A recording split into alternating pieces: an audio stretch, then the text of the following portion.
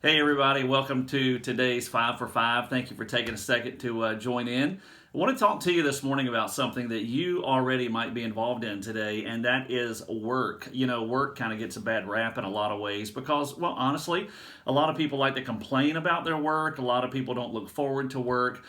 And for many people, I mean, work is just a grind. So before we go any further, let's just take a second and think through this whole concept of work from a Christian perspective. I mean, is work something from God? Is it not? Would we be having to work if there wasn't sin? Well, here's the thing.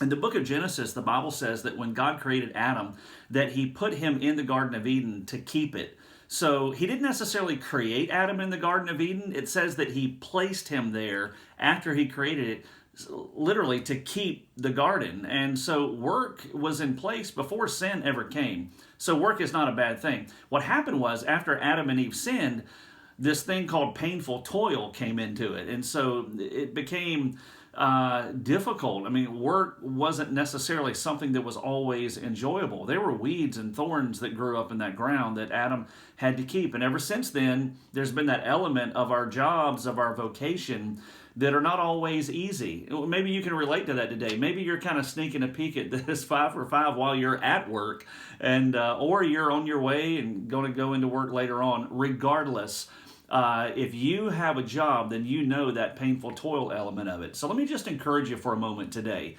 that if you are working, whether it's inside the home or outside the home, there's some things to keep in mind. Number one, work is where God often molds and shapes you. Think about this. Of your waking hours during a week, easily 1/3 of those are going to be spent at work, maybe even more.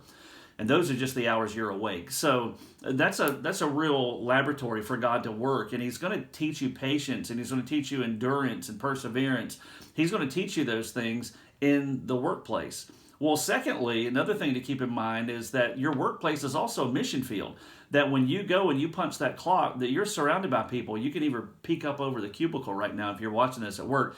And those people in your office are people that are on your mission field. And when Jesus said in Matthew 28 to go and make disciples, I mean, that also applies to your workplace. It doesn't mean you necessarily jump up and preach the gospel every Monday or Tuesday or whatever day of the week, but it does mean that you go into that place with a mindset of mission, that you pray for your workplace, you pray for the people there, and you pray for open doors. And though you may not be able to share the gospel there during work hours, you can still set up times to get together with your coworkers over lunch or afterwards and have some really deep, meaningful conversations about Jesus. And so, you know, you look at it as your mission field. And then last, I would say, when it comes to the workplace, see that as an opportunity to represent Jesus. Colossians chapter 3, verse 23. Listen to what it says in this passage. Paul's writing to the believers in the city of Colossae, and he says in chapter 3, verse 23, whatever you do, do your work heartily as for the Lord rather than for men. So when you punch that clock, you're working for Jesus. You're working for God. You're putting him on display. So let your work ethic and your integrity and your joy demonstrate Christ, because it's an opportunity for people to see him through you. And it's going to give really strength to your words if you demonstrate what it looks like to be an ethical, hardworking worker with integrity. And so, regardless of, again, whether you're at home or outside the home, as you work, do it for the Lord, see it as a mission field, and enjoy it, because God has given that to you as an opportunity to provide for you and to bless you and your family. Hey, I hope you have a great day today.